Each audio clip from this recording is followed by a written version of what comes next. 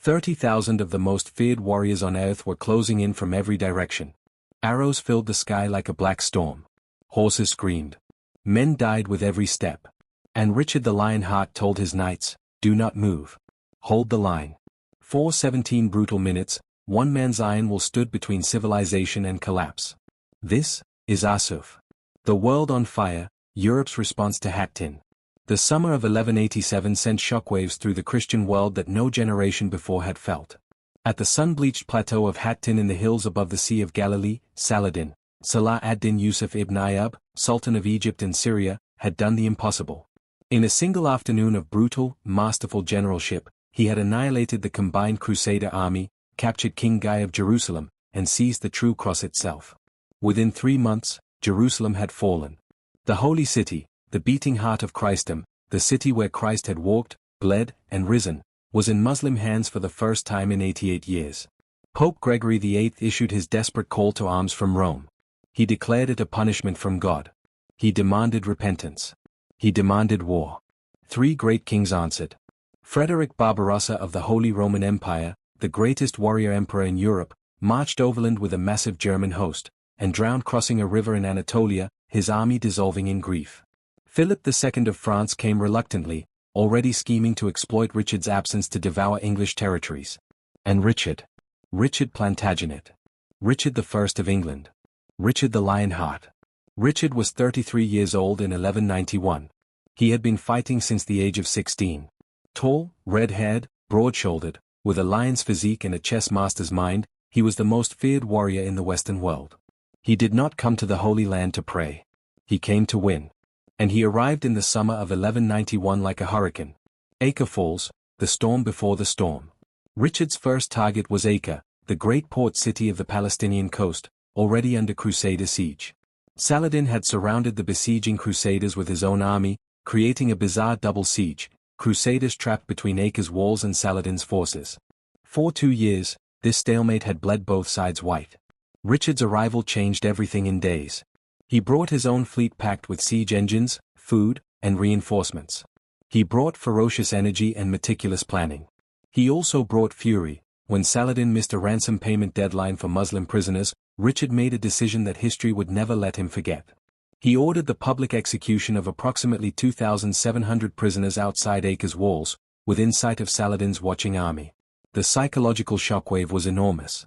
Saladin's men were stunned into immobility. Richard's own crusaders were either horrified or grimly satisfied. And Saladin himself, for the first time, felt something unfamiliar: doubt. He launched a counterattack that was beaten off. Then he withdrew, planning his next move carefully. Acre fell in mid-July 1191. Philip of France took his portion of the plunder and sailed home, using sickness as his excuse. Richard, now in sole command of the crusade, looked south. Jerusalem was the goal. But Jerusalem was inland, and Saladin stood in the way. The road south would run along the coast, and that road would pass through a stretch of open, deadly ground near the ancient ruins of a town called Arsuf. The march begins, Richard's walking fortress. On August 22, 1191, Richard's army broke camp at Acre and began marching south. It was unlike any military advance the Holy Land had ever seen.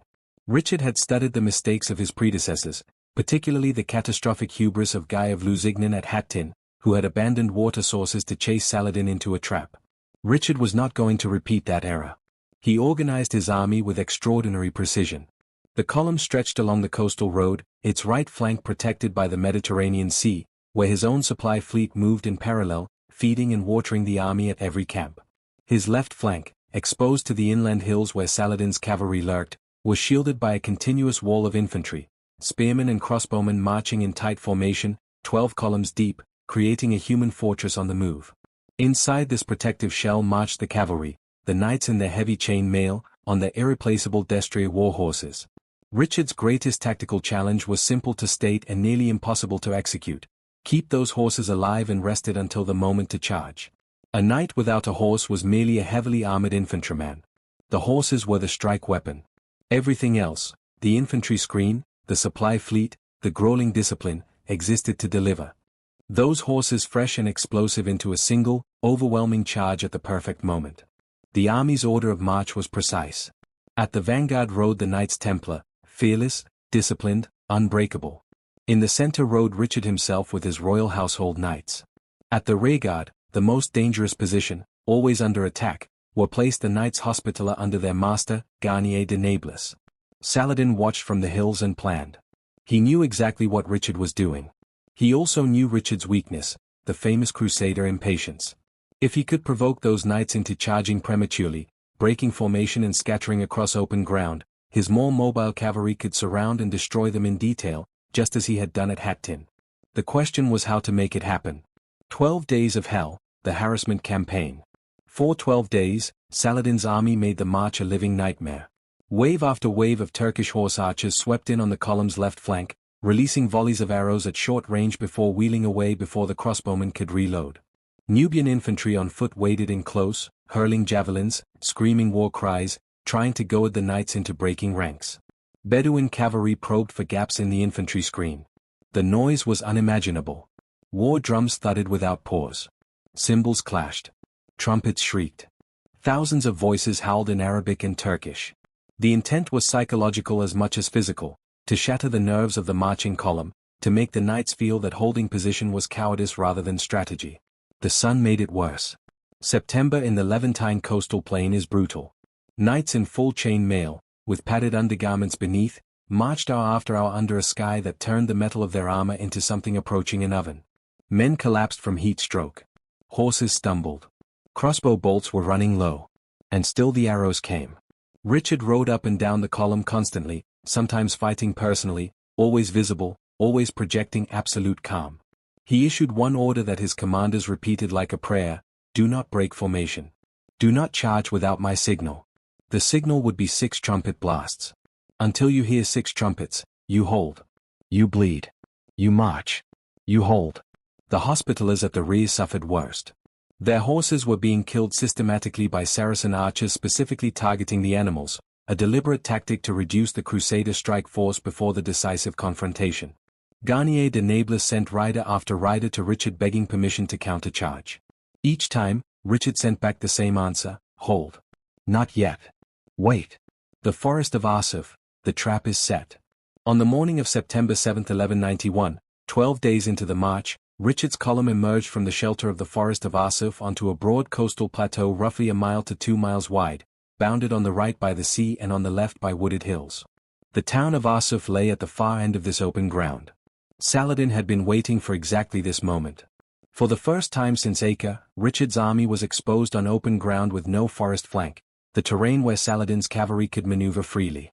Saladin committed his full strength, approximately 30,000 fighters. Some sources place it at 25,000, others as high as 35,000.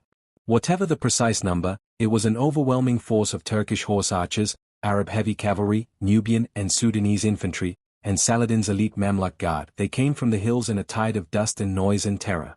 The air filled immediately with arrows.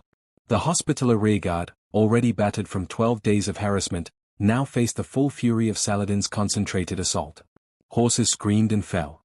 Men died with arrows through the gaps in their armor. The crossbowmen fired as fast as they could reload, walking backward, keeping their faces toward the enemy, but they were overwhelmed. The Hospitaller formation began to fracture. Gaps opened.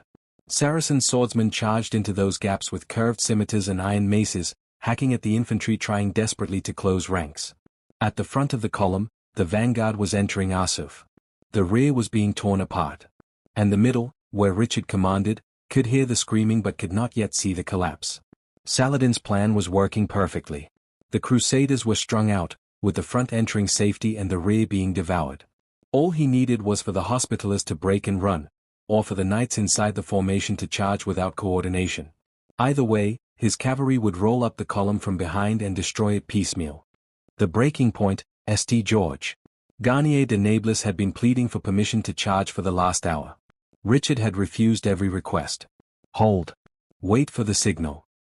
The master of the Hospitallers was a soldier of immense experience and personal bravery. He was not afraid. But he was watching his order bleed, horses gutted, knights going down under Saracen pressure, the formation visibly crumbling. There is a point in every battle when discipline becomes indistinguishable from suicide.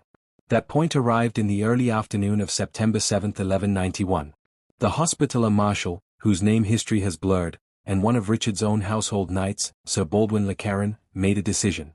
Whether it was a breakdown of discipline, or whether Richard had quietly granted certain trusted commanders the authority to act on initiative if the situation became catastrophic, we cannot know for certain.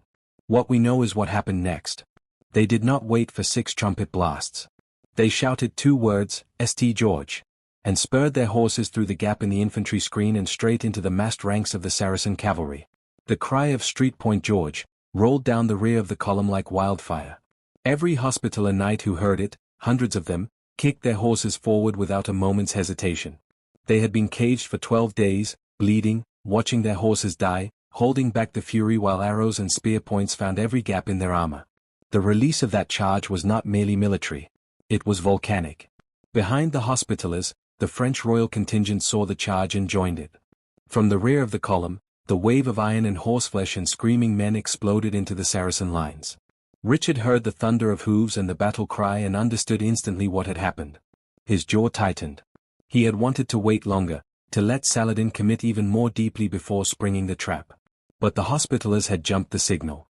If he did not support them immediately, Saladin's numerical advantage would swallow them whole. The Lionheart unleashed, the charge that shook the earth. Richard I of England made his decision in seconds. He turned to his trumpeters and gave the command. 6 blasts rang out, the signal the entire army had been drilling for 12 days. Then he drew his own sword, a blade that chroniclers described as flashing like the sun on water, and rode straight into the storm. What happened in the next 17 minutes changed the course of the Third Crusade. The charge did not move like a wild mob. Richard had trained his cavalry in the discipline of the coordinated heavy cavalry charge, the most devastating battlefield weapon of the medieval world when properly executed.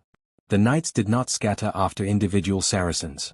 They hit the Muslim line in a concentrated wall of iron and momentum, lances lowered, destriers at full gallop, the ground literally shaking under 10,000 pounds of armored horses. The psychological impact was catastrophic for Saladin's forces. Turkish horse archers were devastatingly effective against infantry that held still or broke and ran. They were not designed to stop a full-speed charge of European heavy cavalry. The arrows that had been raining down for 12 days suddenly found no gap to exploit, the knights were moving too fast, and they were aimed directly at the archers. Saladin's formations shattered on impact. The men who had been swirling confidently around the edges of the Crusader column suddenly found themselves in a different kind of battle entirely, a direct, brutal, close-quarters collision with armored giants on enormous war horses, wielding lances, swords, and maces with lethal professional skill.